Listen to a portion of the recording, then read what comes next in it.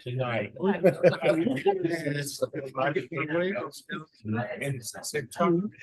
changed it to 5:55, so I have to guess. One. That'll be an amazing thing. With the new blood on the council.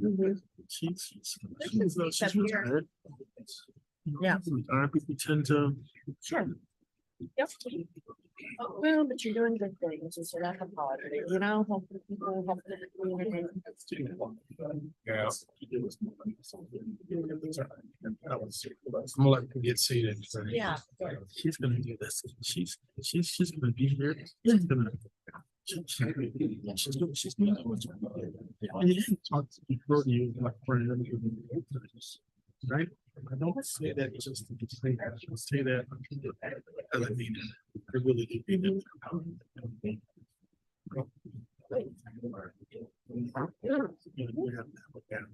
Oh, absolutely.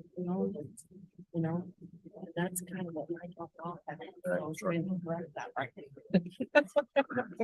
But you do a great job. Call the meeting to order. Roll call. Hayden. Here. Vernon. Here. Ty. Here. Ben. Here. Sherry. Here. So all five here. Call to the public. Public comment will be allowed and let's do the pledge of allegiance first. I pledge allegiance to the flag of the United States of America and to the republic for which it stands, one nation, under God, indivisible, with liberty and justice for all. Now do call on the public. Public comment will be allowed at the mayor's discretion. This is exclusive of items requiring a public hearing. Each speaker is limited to 3 minutes.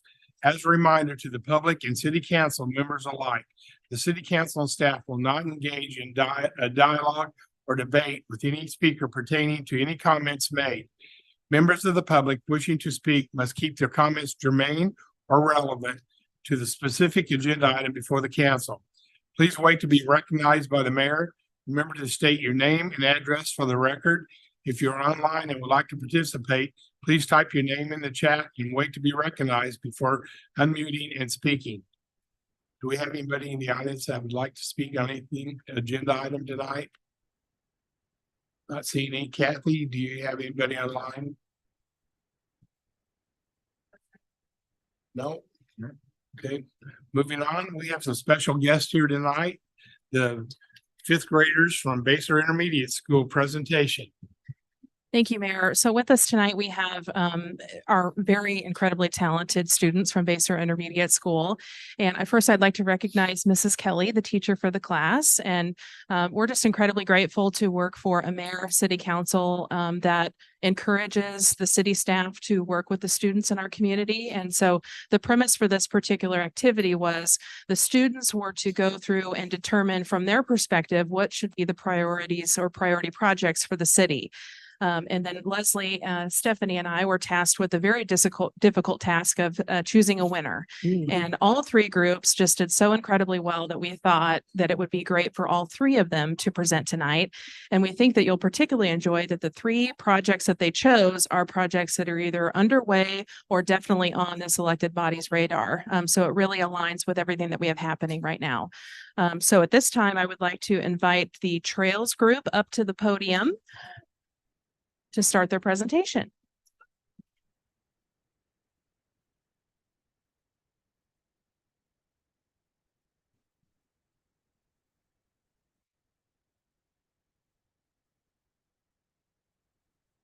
Community driving question. How might we meet the current and future needs of our growing community? Problem statement. We use a phaser when we get ready to be outdoors with the actions. A phaser doesn't have a lot of walkable actions, so there are many ways around phasers. Our proposal. We propose for the city of Basehor to add walking and biking trails around the city. These can connect to neighborhoods, parks, and schools.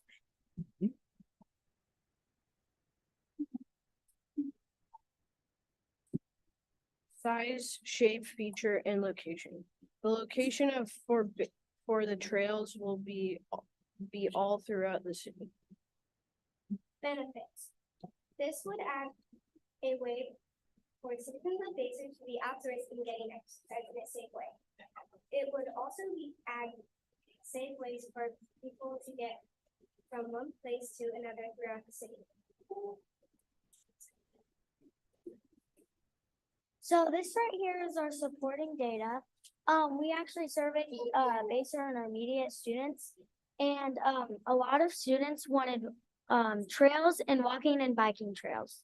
So right here, we asked, select the top 3 things you'd most like to see in Basehor. So first was community pool, and right after that was walking and biking trails. And then right here is a pie chart of one of our questions. And then over there, community pool got 31 people and vote for it, and walking and biking trails got 24.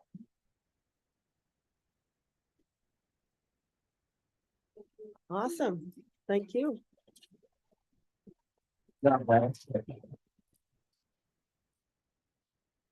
Mayor and council, do you have any questions or comments for the Trails Group? Does this mean that we need to build a community pool?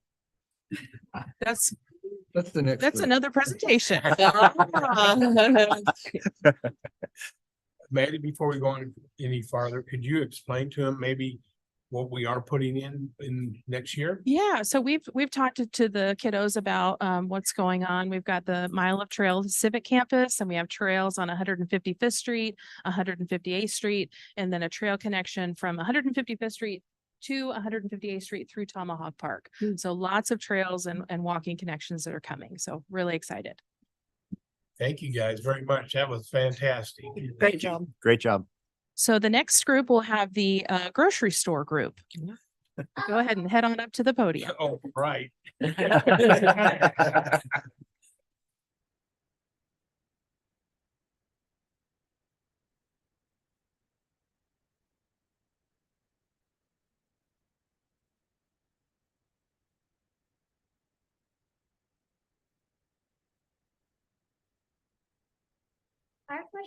Our question is, how might we meet the current and future needs of our growing community? Instead of going or more people living on Basehor,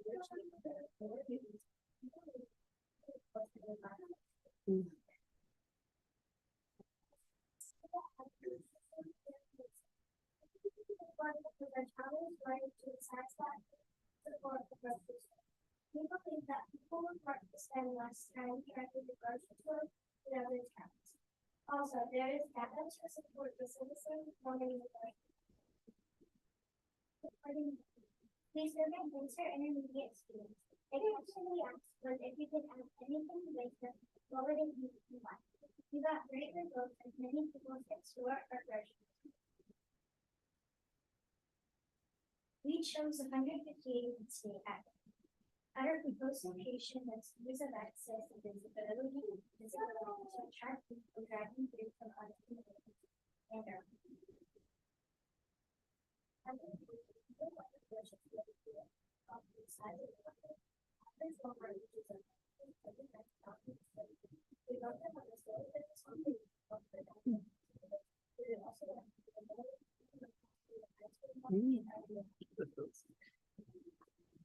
For a normal size grocery store, it's about $56 per square foot. Plus all the money for the resources we get. How much can a small retail store make? The average revenue for everything that this store is $28,000.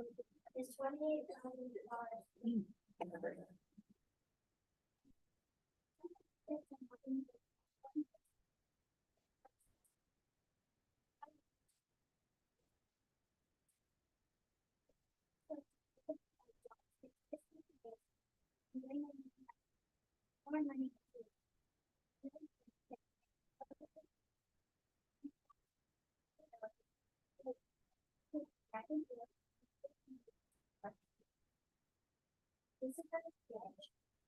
Over there, we have an entrance and over there, check out. If you're right there, and you have a deli area or possibly an ice cream bar, and then also be a store inside. And a line that's that high. Does any council people have any feedback or questions for this nice little group here? I like it. Yeah, We all agree. totally. We all agree with this. That was fantastic. You guys did a lot of research. Great job.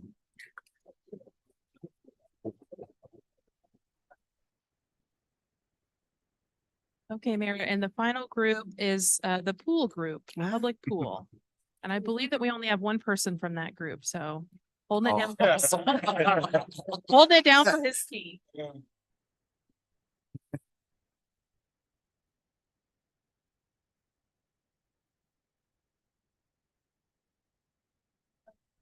Driving question. How might we meet the current and future needs of our growing community? Problem 7. Basehor citizens need a place to swim during the summer, but the city of Basehor does not have a community pool, so people who live in Basehor currently have to travel to other towns to swim. Our group's proposal is a community pool. We propose for the city of Basehor to build a community pool because we don't have a place for our citizens for the city of Basehor to swim. This will help provide jobs, bring in money to the city, and add a fun place for kids, families, and adults. This is our proposed location on Ripley Street. There. Right next to the front. Estimated expenses and revenue. Expenses for buying land, pool installation, pool features, diving board slides, splash area features. It would bring money to the city instead of spending money to swim at pools in other cities. Could make money by selling drinks, snacks, season passes, and extra. Features. Water features for babies and little kids, lanes for swimming laps, diving boards and slides. And this is our sketch of the pool. And benefits. A pool would add a lot of benefits to the city of Basehor. It would provide jobs, pool manager, lifeguards. It would provide a place for people to stay active in the summer. It would bring money to the city instead of spending money to spend at pools in other cities. Supporting data. We surveyed Basehor intermediate students, and most students voted for wanting a community pool to be added in Basehor. Questions? Any council members have any questions for this young man? Not for him, but I might for the teacher in a minute. Great job, sir. Great job, buddy. Excellent.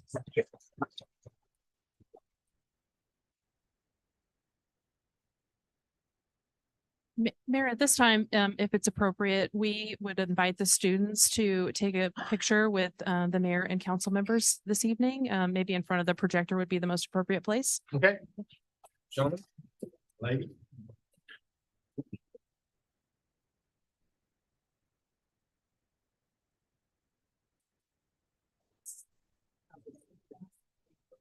That's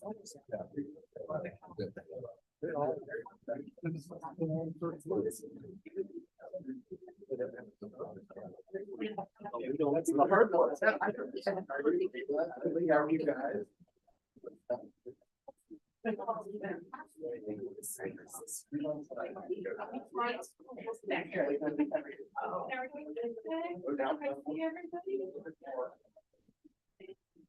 Everybody look at Miss Stephanie.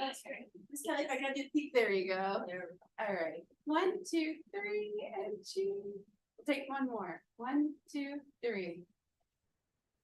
Oh, good job. Well,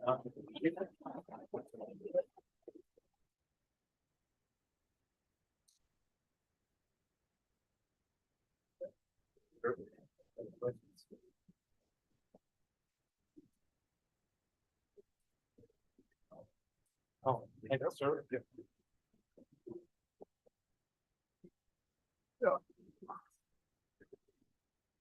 Okay. just let you all know that if you want to stay, you're more than welcome to stay and listen to our great meeting. If not, you can go home and enjoy the rest of the evening. So we appreciate you guys coming and taking your time out of your day.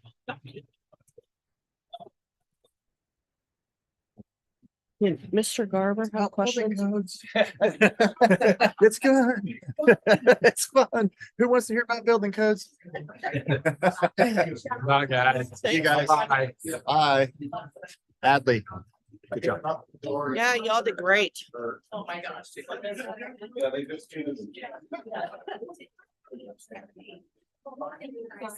you all. Bye, Kelly. Bye. You guys. Bye. That was pretty amazing. What grade were they? Second grade? Oh, that was first grade. Those are all. Got it, see. Oh, She was doing a different project than we're doing, so she unfortunately gets. You guys have to stay. Yeah. Thoughts over there.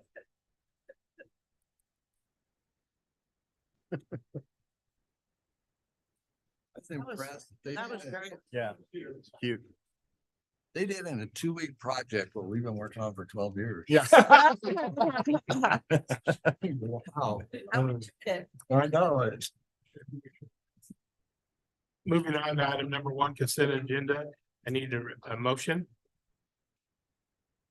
Mayor, this is Sherry, and I would move to approve the consent agenda as listed. Motion to her second. I'll second. A motion and a second. I'll take a vote. Sherry. Aye. Aye. Aye. Ben. Aye. Vernon. Aye. Hayden. Aye. 5-0 passes. Moving on to ordinance, number 2, ordinance number 893, implementing updates to the Basehor traffic schedule. I'm sorry. This item before you is the result of some discussion that we had over the last few months regarding the traffic schedule here in Basehor. Right now, the procedure essentially is that if there is something changed regarding speed limits, traffic signage, crosswalks, etc., it gets changed by ordinance by the city council and then again revisited to update the traffic schedule. And so the purpose of this ordinance is really to cut out that second step and make it really an administrative function to update the traffic schedule so that that information is not coming to the council twice, that you've adopted a crosswalk, for example, and now you're going to add it to the traffic schedule. It will just be done internally by the city clerk once an ordinance is adopted. Happy to stand for questions. Otherwise, I think it is consistent and responsive to the discussion that we've had previously. Anybody have any questions for Maria? So that means that we know that the traffic ordinances or the traffic laws and rules change every year. So that's something that we don't have to vote on anymore.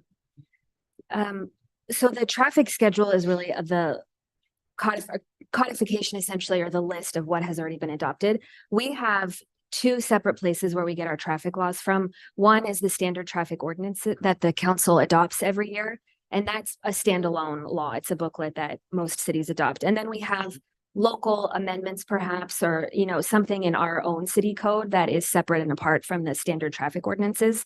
Our traffic schedule has to do with our local amendments or our local code. And so, if there's anything amended in the STO, that doesn't affect our traffic schedule. Our traffic schedule reflects only what you all have actually decided should be in ordinance locally, if that makes sense. Yes, it does. I was just wondering if that was a consent item because it's something that happens every year. We're not going to say no, to the traffic ordinances or the traffic laws. It's just something that, as you said, it can be administrative. But to me, that's one of those things that could automatically on the consent agenda, unless it's something that we have to vote on. Okay. So I'm understanding, are you saying that rather than having it done administratively, you'd like to see the traffic schedule on consent agenda annually? Yes. Okay. If that's possible. I mean, if it's not I appropriate. think the other option, Vernon, was we don't have to see it on a consent agenda. It's just handled by the administration. Okay. Once we approve it or discuss it. Yeah, and as I read through some of the consent agenda items, to just kind of be as transparent and as current as possible, the city staff can add things to the consent agenda. So if it's added, it's something that we won't miss, but we don't have to vote on it. You do vote on the consent agenda. I mean, yes, No, but it's all, the consent agenda is adopted by one motion unless one of you remove an item. right. I was just looking at how we can streamline, and I think that's what the attorney is saying, that we really need to look at streamlining. So I don't want to complicate stuff by putting on that consent agenda if we don't need to see it. So, Councilman Fields, for an example, this really relates to our emergency snow routes Right. and signage for Right. like when they do an additional phase in the Right. development. So we won't have to bring it back every time if we're gonna put up 15 snow routes. Right. But we have to add it to our city traffic schedule. So if there are violators, it can be enforced by our Right. police. I think back to the number of times that people in my community, in my area, would say, well, that's a new sign, you know. Like it's a new sign. So I just want to make sure that I'm abreast at what's going on so that I can say, look, you know, this is something that is extremely this is something that's very usual that happens. It wasn't anything that you've done, because I hear that, you know, from people. So it's just, you know, I just wanted to see, is there anything that we need to really do with it other than just address the public? And if there was a change in the sign, then I would just like to kind of have heads up so that I would be able to address the public with that, if that is indeed, you know, what would happen. So that's why my thought was the consent agenda, so that it's like, okay, I'm aware there's new signs going up. I'm aware this is happening. And I just, in the past, I've always referred, you know, the citizens back to the city, because the city has the data and the information that I might not always have. So that's kind of what my thoughts were. But if we don't need to see it on the consent agenda, then we don't need to add it on. I think that's certainly doable if that's what the council wants to do. An alternative approach perhaps could be that the city clerk, since the city clerk is would be charged with updating the traffic schedule, that she would provide that in her monthly report to you all. Just say, you know, by the way, XYZ was added to the traffic schedule for your information. So it's not something that you all need to vote on. It's just an FYI. I really like that. I like that suggestion, because it keeps me in the loop as much as possible, and yet it streamlines things. I agree. Yeah, like it's that pretty- I like that idea.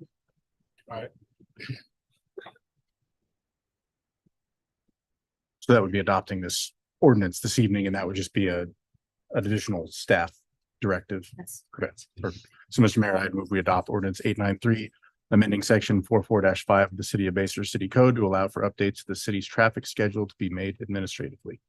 Have a motion to have a second. I'll second. Motion a second. I'll call for a vote. Ty, Aye. Vernon, Aye. Hayden. Aye. Ben, Aye. Sherry. Aye. Passes 5-0. Moving on to item number 3, City of Basehor adoption of building code amendments. I want to open up before Ben reads this, since there's so much to this. For any discussion, if anybody has any questions on it to begin with, before we go any farther. Is there any questions on any of the ordinances that's listed here? Does Crystal have anything to tell us first or anything? Just, Good evening, Mr. Mayor and City Council. Crystal Voth, Planning and Zoning Director. Thank you very much, Council Member Standiford. I don't have anything to add, and nothing in here has been changed other than we found a couple of typos, strike throughs and such. okay. Councilmember Maples was incredibly helpful in that endeavor, but everything has been presented to you previously with no changes. It's simply in the ordinance form for adoption, and Mr. Kometz is here again this evening if you have any questions about it. Oh, okay. Thank you for clarifying. Thank you. Anybody have any questions? Nope. No, I'm good. Thanks for volunteering to read it all. Yeah. Mr. Mayor, I move we approve ordinance 895, adopting the 2018 International Building Code, including appendices C, E, and I, and amendments thereto. Ordinances 896, adopting the 2018 International Residential Code, including appendices A, B, C, E, F, G, J, K, and L, and amendments thereto. Ordinance 897, adopting the 2018 International Existing Building Code, including amendments thereto. Ordinance 898, adopting the 2017 International Electrical Code, including amendments thereto. Ordinance 899, adopting the 2018 International Plumbing Code, including appendices B, E, and F, and the amendments thereto. Ordinance 900, adopting the 2018 International Fuel Gas Code, including appendices A, B, C, and D, and amendments thereto. Ordinance 901, adopting the 2019 International Mechanical Code, including appendices A and amendments thereto. Sorry, that should be 2018. Correct. Ordinance 901, adopting the 2018 International Mechanical Code, including appendices A and amendments thereto. Ordinance 902, adopting the 2018 Property Maintenance Code and including amendments thereto. And Ordinance 903, adopting the 2018 International Fire Code, including appendices B, C, D, and I, corresponding amendments to Chapter 20 of the City of Basehor Code. Can you read that again? Can I get a second? I will second. I have a motion in a second. I'll call for a vote. Ben. Aye. Hi. Aye. Vernon. Aye. Aiden. Aye. Sherry. Aye. Passes 5-0. The longest motion I've ever heard. Motion I've ever heard. Moving on to item number 4, city administrator and staff reports. Chief. Yes, sir. Good evening, Mayor, City Council. The new vehicles are progressing nicely. We finally got the parts and pieces for the upfitter to start. We have a new delivery, which is, I think, fantastic. I hope to bring you some sort of photograph of it in the next month or so.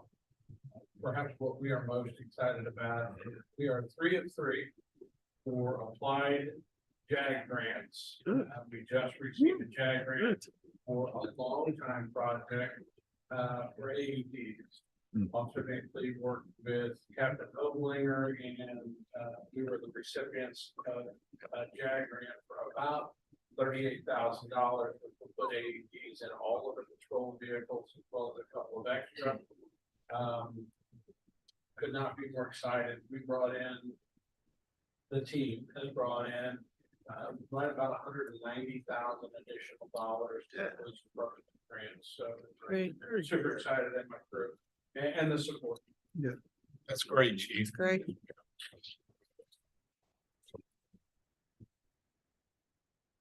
So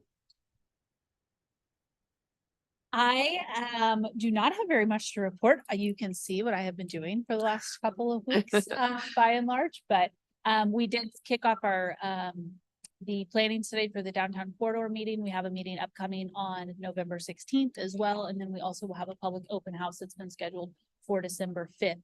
That meeting will take place at the VFW, and we will get social media posts and such out here before too terribly long to make sure we get that publicized. thank you. Abby? Just some friendly calendar reminders, since this is our only meeting for November. City Hall will be closed Friday, November 10th for Veterans Day. With the fall yard cleanups, we have the scheduled November 11th yard waste and tree bench disposal monthly date. There will be no meeting on November 22nd, so just another friendly reminder about that. And then those who do have trash pickup on Thursdays, there will be a delay for the Thanksgiving holiday, and it will be picked up on Friday, November 24th. Thank you, Kevin. Gene, welcome back. Thank you. Good evening. We just got word first of the week that the castings for the lift station coming out of Nebraska will be about another 5 weeks. That will be the 8-foot vault for the lift station project. Some of the delayed timeframes have been cut down on some of the equipment, so that's a positive. In-house, the guys have really been doing a lot of crack sealing, burning through a lot of material. Been working, we were able to get a program, Good Roads, that are rehabilitation was based off of. We got that program, and I've spent numerous hours going through that. Did another training today with a gentleman from Good Roads, getting that kind of figured out. Got a meeting with Leslie and Maddie first of next week. We're going to review what direction we want to go on for what was previously bid and anticipated PCI rated roads for 2024. Just been out assessing roads, measuring curbs, just going through that whole process so we can present that back to the governing body here, hopefully December timeframe, if everything works out good. So thank you for all the well wishes. It was a scary time 2 weeks ago. So, sir, thank you. Patty? Thank you, Mayor. Since we last spoke, we were the proud winners of the Scarecrow contest. Yes. Not only did we win first place, but we also won best nonprofit. So, hey, we're 2 for 2. Not at all. Not at all. Just a heads up, we have a really great working relationship with our post office, and we have been alerted that the Kansas City hub that routes the mail, our local postal office routes the mail through the Kansas City hub. They've been having some staffing issues, and we've noticed some delays, particularly with our utility bills. And as a result of that, we're adjusting to give folks more time to pay. So we are being responsive to that, and that also includes our newsletter. So Records News was incredibly busy with the election cycle. We like to have the Basehor Quarterly out for the holiday issue by this time, but of course we're trying to be good partners and understanding of those hurdles. And then lastly, Field of Dreams Phase 2 improvements are out for bid, and so we hope to have some good news to the council after those bids are closed and favorable pricing. So exciting stuff. Thank you very much. Maria, anything? Thank you. Leslie? Thank you. One quick item kind of to piggyback on what Maddie said about Field of Dreams. The direction from the council last we spoke about Field of Dreams was to go ahead and have staff release an RFP for to solicit for potential providers. As we have been preparing that, we've asked some other professionals who work in the space, particularly from other park and rec districts, to evaluate that RFP to really make sure that we're bringing sharp focus to both just the facilities, the maintenance of the facilities, operational, concerns, and then ultimately programming of the space. We think that there are a couple of policy matters that we want to make sure we get direction from the governing body on before we release the RFP. So we will actually be bringing that to you at the December work session, but just to kind of get you ready and thinking about it, one of the questions that was really raised to us by some of the other third-party professionals was whether or not we were trying to over-program the space and really start seeing some diminishing returns on the ability for people to be able to competitively bid that opportunity. Specifically that the facility was constructed really to serve baseball and softball, and maybe some football, but sometimes those two sports have competing peak seasons.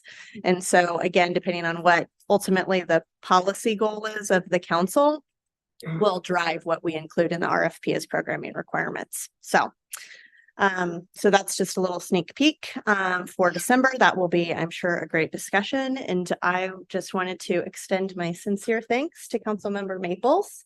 It has been an absolute pleasure working for you and with you. And you are a great public servant, and you have been an excellent council member. And I look forward to seeing you continue champion this community. Thank you so much. That's it. Thank you. Number 5, council member report, Vernon. Well, I do have candy in my mouth this time. We can move on. I got 3 items. 1,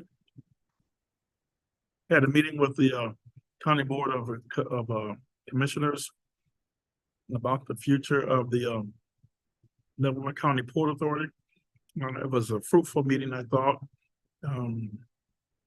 We looked at exploring funding options, and really what direction the county is encouraging the Port Authority to move in. So the Port Authority, we look for land and we look for ways to incentivize people to come into the community. So if you guys are aware of any large tracts of land, and specifically for Basehor, just let me know, or even just call Lisa at the Port Authority and say, look, Lisa, these are some potential options. I know that since I'm not on the staff here, I rely quite heavily on Crystal, and she's always been that rock star that would answer the questions that I can't answer because she's got the boots on the ground. So that was a fruitful meeting. Tomorrow I'll have a wonderful opportunity to go down to Mark for the STP, and I'll be getting a ride with Maddie to do that. And I don't know how the meeting is going to turn out. This is my first one since not being chair, but I hope they don't pay too much attention to me. And the last one is a few months ago, I was in a meeting with our city administrator about veterans memorials. And I know Veterans Day is coming up. It's always going to be near and dear to me. Since I served in the Army in the 70s. God, that's so long ago. But I had a chance. The thought never left my mind about, what the memorial should look like. So through my travels over the last few months, I was able to visit a couple of veterans memorials up in Nebraska, one up in Maine, and a couple in Oklahoma. So I will share those photos, with the city administrator. But since it is Veterans Day coming up, I felt it was appropriate to kind of share. That's what my actions have been. I don't always talk about what I do outside of my specific roles, but since this was a Veterans Day coming up, and we are still looking at some type of memorial here in the city of Basehor. The memorial is not necessarily a veterans memorial, but it is a city's memorial that would or should and could include something real specific to veterans. That's all I have. Thank you. Sherry? Yeah, I got a couple things. On October 30th, I attended a meeting about downtown Basehor and to look at improvements, and it was really a good meeting. On November 1st, I attended a Panasonic meeting in Olathe on updates on what's going on there, and it looks like they're already gone vertical. So there's a lot happening there. I'm not going to be able to attend the LCDC meeting tomorrow. I'm going to be out of town, and I have let them know. And Crystal, thank you for taking care of all of that tomorrow. Let's see. Oh, this Friday, I have a Veterans Day event all day, but I'm still hoping to try to plan to attend the LCDC event that evening. So I've got that on my radar to try and make sure I can get over there. And then I just want to congratulate the individuals that won the election for council last night. And then also to extend my appreciation to Councilmember Maples. You've been wonderful to work with and very dedicated to the city. And so thank you for your service and time. Thank you. I have anything. Thank you. Anything? Okay, your mayor's report. Still the comments to the winners of the election. Hayden, it's been great sitting next to you. Really appreciate the time you put in. Look forward to coming back someday. Take my spot when I quit running the next election. That's really all I have. Everybody have a happy Thanksgiving. So I won't see anybody till December. So enjoy the time off and be safe. Yeah, just want to echo, I'll keep it brief, but really appreciate the staff support and council support, as I had a learning curve there for sure, but hopefully left a positive mark. I think the city, through all of our work, has moved forward in these 18, 20 months, whatever it's been. So thank you all. Really appreciate it. Thanks, Ed. You've been wonderful. Number 6, mayor's report. I just want to say thank you to Hayden. You've been a blessing for us for while you've done a great job, and we appreciate being done. And we're not going to give up on you yet. You're going to come back one day. So hang in there, kiddo. Thank you. That's all I've got. Do we have a need for an executive session? No. Nope. Oh. You're all right. Well, thank you. Just want to wish everybody a happy Thanksgiving too. I need a motion to adjourn the regular meeting. Mr. Mayor, I move we adjourn the regular meeting. Have a motion, have a second? Second. All in favor, say aye. Aye. We'll go right on into the work session. The number one, cost estimates of improvements recommended in the Falcon Lakes Drive and Clubhouse Drive roadway classifications and parking study. Thank you, Mayor. Thanks, Michael. Bye. With us via Zoom, we have Jeremy from Olson, who presented this information, September 27th. Improvements that are recommended for the Falcon Lakes Drive and Clubhouse Drive area. We have sent the entire report that was presented to council to the owner of Falcon Lakes Golf Club, and his feedback was included in the recommendations or suggestions that are provided in your packet. And essentially what we're looking for is feedback and direction from the council so that staff can make a recommendation on funding mechanisms if necessary. So with that, I'll turn it over to Jeremy, and he can go through the information that was included in your packet. Jeremy? Yeah, thank you. I appreciate it. And I just wanted to, appreciate you rolling through some of this stuff. The first, we've developed 3 cost estimates based on that concept plan that was pulled together. Each one kind of layers on top of the next. So the first concept plan would be the kind of the base option would be to provide the ADA ramp. There was one ADA ramp that was to be installed, I think, north of 142nd across Falcon Lakes Drive to kind of make that a whole connection there at that intersection. And then provide pavement marking, so paint on the roadway essentially to delineate the line work that you saw on that concept plan. So really dividing the roadway up, again, delineating it a little bit so that we can control vehicle flow a little bit better, make sure that vehicles kind of get the idea that there's 2 lanes approaching that. And then in that area where we proposed the parking stalls, we would stripe that area out. There is some removals associated with that to get the ADA ramp in. Provide traffic control so that the striping can be laid down and that ramp can be built. And then an additional piece of that would be some 36-inch white flexible delineators. I think you've seen them, that they look just like plastic cylinders that come up, mount to the base of the ground. And that's just a vertical element that helps delineate where the pavement markings would go. So we estimate that could be added to help add some vertical elements. Again, sometimes when you just park or paint parking stalls out there on a roadway, it feels a little bit vulnerable parking your car there. So just providing some vertical delineation elements to kind of show where those parking stalls begin and end. That's kind of the cost estimate associated with the base option. Any questions?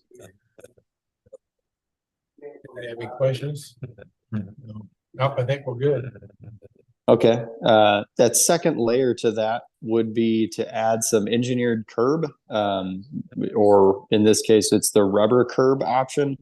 So there's some engineered curb out there that's just allows you to pin it to the existing asphalt and provide, again, a vertical element, providing some protection for the parking stalls that would be provided out there south of the driving range and pool area. That adds basically just an additional layer over the components that were listed on concept 1. And then the third option would be kind of a little bit more detailed option, but, you know, providing permanent curb and I guess permanent curb in the same location where that engineered curb was planned to go. So it would require a little bit more removals associated with that. A little bit more thought would need to go into the layout of that, and some additional survey component associated with that. So that's why that component adds quite a bit to the overall cost of the other 2 options, but it is the most complex option, but also provides maybe a little bit cleaner finished product look in the end. So those are the three concepts associated with the layouts that were developed for the Falcon Lakes Drive improvements. And so, Mayor, these options that Jeremy just went over really are starting with, what I would categorize in layman's terms as sort of like a basic option and then working our way up. If we want to, if it's the council's prerogative to start with sort of the base concept to see if the concept works and then maybe explore some more permanent or polished options down the line, that's something that could be considered. But that was sort of the intent behind the three options of providing some flexibility to determine if this council would like to make that investment. Quick question. So in regards to any of these options, have we considered how these options are going to be affected when Marty inevitably builds his parking lot?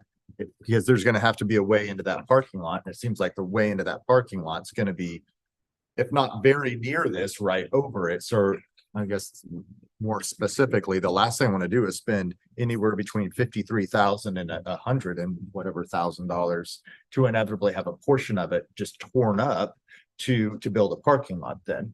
And then once that parking lot's built, how much real need is there for parking thereafter? So I guess my brain's kind of all over the place, and I'll just be the one that's guilty in stating that I pushed hard for getting, some sort of safety mechanism in place right there along Falcon Lakes Drive, because it is unsafe. But at the same time, I don't want to spend the city's money, 53,000 or whatnot dollars, that's inevitably just going to get torn up later. And then inevitably leaving this space open, and because all the cars are going to inevitably be parking in the parking lot. So I'll respond. Since I can see his house out my back door and we're gonna have the same neighbors knocking on our doors. A lot of this is not just the parking stalls. Because if she builds a parking lot, I'm gonna be the first one to say there should be no parking on that street. If you have a parking. Right. Agreed. Right. But a lot of this goes further east and west to slow down the traffic as it's getting to those areas of the playground and where you start having two roads turn. So to me, that was the real safety issues. We have proof now that they're coming in too fast. They're using that traffic, that primary lane is well over the speed limit. So to me, slowing that down, I'm in favor of. I would not want to go, personal opinion, just mine, all the way to concept plan 3, which is permanent. Because there is a possibility out there, whether it's first time we heard about a parking lot was 5 years ago. So I don't know if it'll be 2 years or another 5, but that's something we could always upgrade on later if it's kind of determined we're never going to have a parking lot out there. But there is still a safety feature now that we can see people are flying down that road. Yeah. To consider. But that firmly puts me in the plan A or plan B. Yeah. So I, my personal opinion. Councilman Garber, I certainly don't want to complicate this discussion, but, I guess let me kind of back up. Councilmember Sims, at this time, the city does not have an estimated timeline for Mr. Strife on construction of the parking lot. What I think has been communicated publicly is that it was perhaps his intention to look at constructing a parking lot, perhaps once he sold some of these lots. And it appears, I drove by yesterday, it appears that both lots are still on the market. So I don't anticipate that the parking lot is coming anytime in the immediate future. I don't disagree with you that in the event that the parking lot does come, that we'll need to make adjustments to any improvement that we've made. What I think I hear Councilman Garber saying is perhaps the issue or the question is there maybe some different traffic calming? So, again, we don't have to make a decision tonight. This is a work session. You could give staff some additional direction, but if you would like for us to ask Olson to help us explore some other traffic calming options that don't include striping or, providing additional parking to alleviate some of the parking concern that exists today, we could certainly do that as well. So and bring that back for a more holistic. So these are all estimates, obviously. would we just take this out to bid RFP and see who bids on and just kind of go from there? We would. So, we've solicited pricing, a number of different ways. These are small enough projects. We would probably reach out directly because we have an engineer's estimate. We'd probably reach out directly to contractors that we know this is in kind of their sweet spot of size. A lot of this is like pavement marking work. So we would be looking at some different contractors than what we typically use for like pavement, right? So. Anyone else have any questions? I'm good with what you mentioned of maybe bringing this back with consideration that he may be building a parking lot, that's more of a speed concern and a traffic concern than it is a parking issue, maybe as much. And permanent bulb outs, that's in my opinion, challenge just being those permanent bulb out, 100%.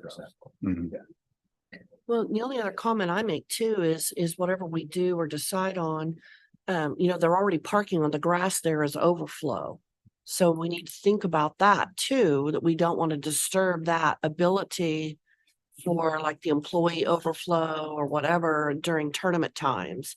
Cause I know there can be quite a few cars in that grass area, but just a comment, to help. I don't know how many accommodations we've made for like that for other businesses in this town. So it's just my own little side remark. Yeah, it does have a professional business, and if it would help it out, to build a little more parking space, that's what the other businesses would consider doing. I would just note from a signage perspective, we are moving forward with the signage recommendations that we received. We think those are easy accommodations to be able to, again, just alert the public and of course vehicular traffic that, they're likely to encounter golf carts. That they should be mindful and watchful of those things. Although it carries a lot of local traffic, we know that Hollingsworth, we know that Falcon Lakes Drive brings in traffic from Hollingsworth and Donahue to get into and out of that development. So we know that there are other outside traffic coming, and maybe they don't know that there's golf carts everywhere. So want to make sure they're aware. Have we considered, and I know you guys obviously have a sign guy that makes all those signs and whatnot. Have we ever considered talking with one of the prisons in Leavenworth in regards, because I know that they make signs. Have we ever done that? I mean, have we ever reached out to anybody out there? Just so happens my next door neighbor is the individual that runs all of that. And we might be able to, at least I could get him in contact with you guys, because if those signs are $250 a piece and they're making them at $10, I mean, that's every dollar counts. We have reached out to the industries at LCF for park equipment, signage, and the price that we get from our current vendor is actually cheaper when we put in orders than the industries. Believe it or not. Than the prisons. Who would have thought? Yeah. Quite a markup. I currently do get an email from the LCF Industries and track, and it is part of the research that we do whenever we buy, bulk orders and stuff like that. Picnic tables. I priced out the trash cans that are up at the new Tomahawk Park through them, and they were actually a couple $100 higher than the vendor we got them from. So we do look at them for local. Very good. Any way we can save a buck, I'm just trying to think. And from a staff perspective, we also went back and reviewed again what roads are eligible for the excise fees that come out of this development specifically. You may recall that this is the only subdivision that has kind of a unique setup, and that was done as part of the development agreement when this was originally annexed into the city, about what roads are eligible for the Falcon Lakes excise fee that is imposed upon lots.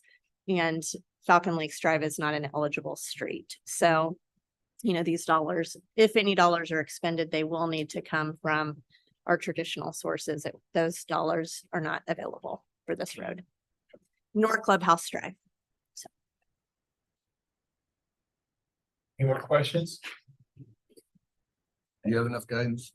I think so. We'll come back with some traffic calming options, and then you'll have kind of a whole picture and you can make some suggestions at that point and guidance. Need a motion for adjournment? Move we adjourn. I will second. Yeah, everybody's favor, say aye. Aye. Thanks, guys. Wasn't on it. Thank you. Gotcha. That would be- Oh.